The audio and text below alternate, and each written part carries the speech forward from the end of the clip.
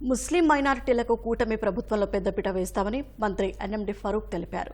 ఎంతో మంది సీనియర్లను పక్కన పెట్టినా తనకు మాత్రం మంత్రివర్గంలో చోటు దక్కడం పట్ల హర్షం వ్యక్తం చేశారు. మైనారిటీలకు కూటమి ఇచ్చిన ప్రతి హామీని నెరవేరుస్తానంటున్న మంత్రి ఫరూక్తో ఈటీవీ ఆంధ్రప్రదేశ్ ప్రత్యేక ముఖాముఖి. ఈసారి ముస్లిం మైనార్టీ నుంచి ఎన్ఎండి ఫరూక్ సీనియర్ నేత అవకాశం దక్కించుకోవడం జరిగింది. చంద్రబాబు నివాసంలో జరిగిన మంత్రుల తొలి సమావేశంలో కూడా ఆయన పాల్గొన్నారు. మరి ఆయన అడిగి మరిన్ని వివరాలు తెలుసుకుందాం. సార్ ఫరూక్ గారు, కంగ్రాచులేషన్స్, మంత్రివర్గంలో చోటు లభించింది. సరే, మీ ముస్లిం మైనార్టీలకు మీ ద్వారా ఎలాంటి సంక్షేమం ఇవ్వబోతున్నారు? గతంలో కానీ ఈసారి ముస్లింలు తెలుగుదేశం పార్టీకి బీజేపీతో మనం కలిసి ఉన్నా కూడా చాలా పెద్ద ఓట్లు వేశారు. ఎందుకంటే మరీ ముఖ్యంగా రాయలసీమలో కానీ, మా ప్రాంతంలో కానీ, మా జిల్లాలో కానీ, మా పార్లమెంట్లో కానీ మీరు చూస్తే అత్యధికంగా కర్నూలు జిల్లాలోనే అధికంగా నంద్యాల పార్లమెంట్లో ముస్లిం సోదరులు ఎక్కువ ఉన్నారు. అన్ని 7 మనం గెలిచాం. కాబట్టి ముస్లింలకు మనం ఏదైతే వాగ్దానం చేశామో అవన్నీ మేము తప్పకుండా తప్పకుండా చేస్తాము. ఎన్డీఏతో ఉండామని భయపడే అవసరం లేదు.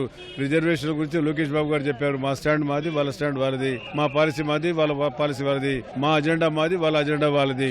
కాబట్టి మా అజెండా ఏదైతే ఉందో చంద్రబాబు నాయుడు గారి అజెండా అది తప్పకుండా పాటిస్తాము. అభివృద్ధి కార్యక్రమాలు పోతాము. మైనార్టీలకు మంచి కార్యక్రమం చేయడం జరుగుతుంది. హజ్ పోయిన వారికి ₹1,00,000 కూడా ఇస్తామని చెప్పినారు. ఏదైతే చంద్రబాబు నాయుడు గారు చెప్పారు. ఎందుకంటే మీకు తెలుసు, మైనార్టీలకు కార్యక్రమాలు మొదలుపెట్టిందే తెలుగుదేశం పార్టీ.